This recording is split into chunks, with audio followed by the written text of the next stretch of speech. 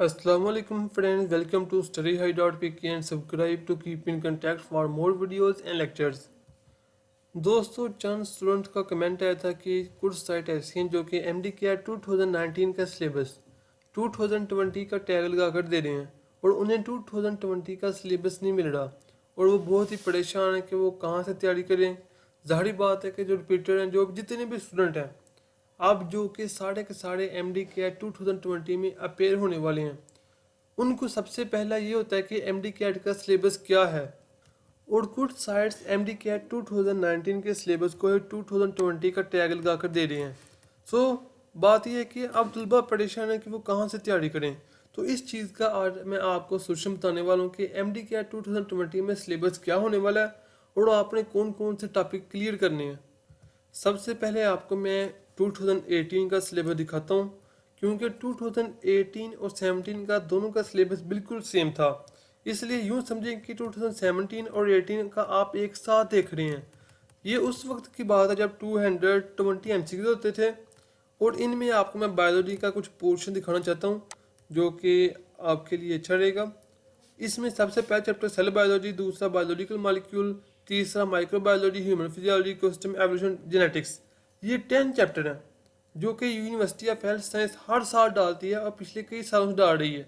इनमें से कुछ ऐसे टॉपिक हैं, ऐसे चैप्टर हैं जो कि उन्होंने हर साल पूरे के पूरे रखे होते हैं, उनमें कोई कंजेशन नहीं, वो बहुत ही इंपॉर्टेंट है।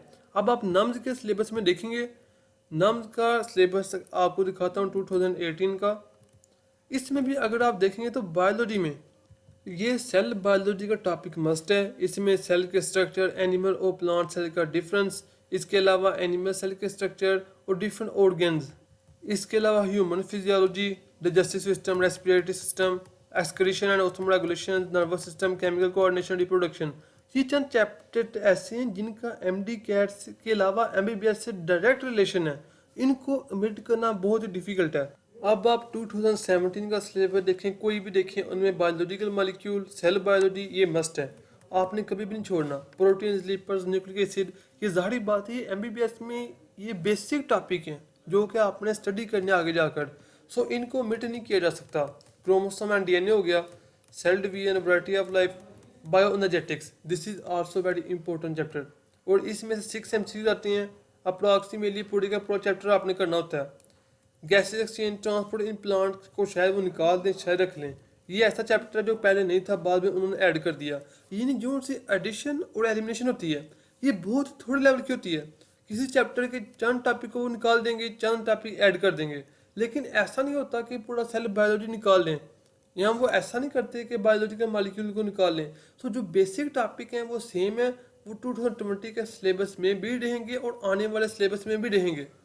अब होम्योस्टेसिस है तो ये MBBS में मेडिकल फिजियोलॉजी की बुक में बेसिक टॉपिक है। ये आपने पहले दूसरे चैप्टर में ही होम्योस्टेसिस को स्टडी करना है।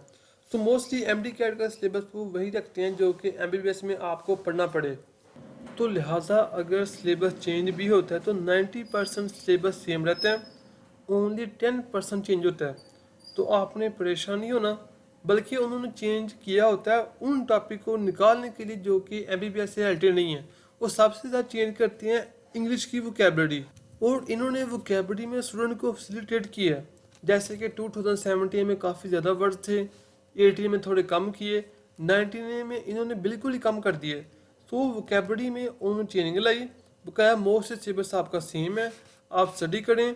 MDCAT के सिलेबस का 2019 का लिंक डिस्क्रिप्शन में आपको मिल जाएगा, आप वहाँ से डाउनलोड करें। और 80 to 90% सिलेबस सेम रहने वाला है। सो आप इसे ही क्लियर करें। MDCAT 2020 का जो टेस्ट है, जब तक ओरिजिनल सिलेबस नहीं आता आप प्लीज़ 2019 के सिलेबस को फॉलो करें। ऐसा ना करें कि आप सिलेबस का वेट करते करते MDCAT 2020 में अच्छा सिक्योर ना कर पाएँ। So hope best of luck. अल्लाह हाफिज़।